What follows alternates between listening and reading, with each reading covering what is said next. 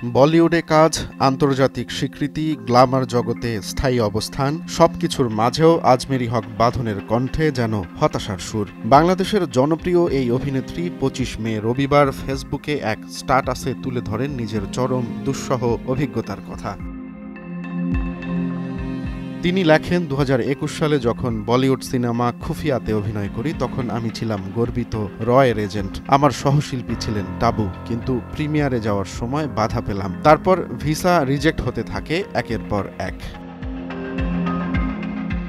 বাঁধন জানান, ভারতীয় হাই কমিশন আমার ভিসা একবার দুবার নয় ৫ বার প্রত্যাখ্যান করে। কারণ হিসেবে তারা ভিপি নুরুল হক নূরের সঙ্গে আমার একটি ছবি তুলে ধরে। সাধারণ ফ্যানের দিন শেষ, আকিস ফ্যানে বাংলাদেশ বলে এ সম্পর্ক নিয়ে উদ্বেগ রয়েছে। নূর বর্তমানে বৈষম্য বিরোধী ছাত্র আন্দোলনের নেতা এবং সরকার বিরোধী একটি গুরুত্বপূর্ণ ছাত্র সংগঠনের অন্যতম মুখ। ৫ বার ভিসা রিজেক্ট হওয়ার পর দেশের উচ্চপদস্থ একজন বন্ধুর সহায়তায় ১ মাসের সিঙ্গেল এন্ট্রি ভিসা পান বাঁধন। কিন্তু ততদিনে ক্ষতি হয়ে গেছে বলিউড ও কলকাতার বেশ কিছু কাজের সুযোগ। তবে এখানেই শেষ নয় তার অভিজ্ঞতা।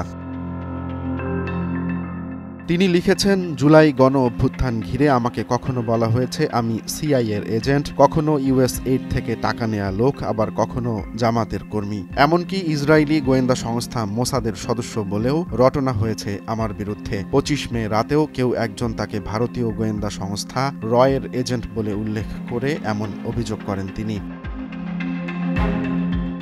বাঁধনের ভাষায়, আমার এক বন্ধু যিনি বর্তমান সরকারে আছেন তিনি ঠাট্টার ছলে বলেন, টাকা খেয়েছো। এই মন্তব্য ভীষণ হতাশ করে বাঁধনকে। তিনি বলেন, কি ধরনের সমাজে বাস করি আমরা, এখানে কেউ দেশকে মন থেকে ভালোবাসে না। বিশ্লেষকরা বলছেন, অভিনেতা অভিনেত্রীরা যখন সামাজিক রাজনৈতিক ইস্যুতে মুখ খোলেন তখন তাদের নানাভাবে বিপাকে পড়তে হয়। বাঁধনের অভিজ্ঞতা হয়তো সেই চাপেরই একটি বহিঃপ্রকাশ।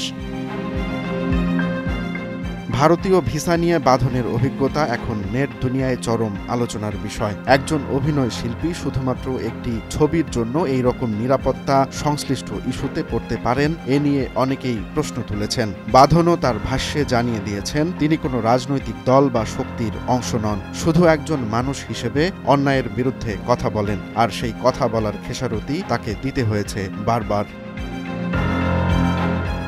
রোমান্স তালুকদার, নয়া দিগন্ত।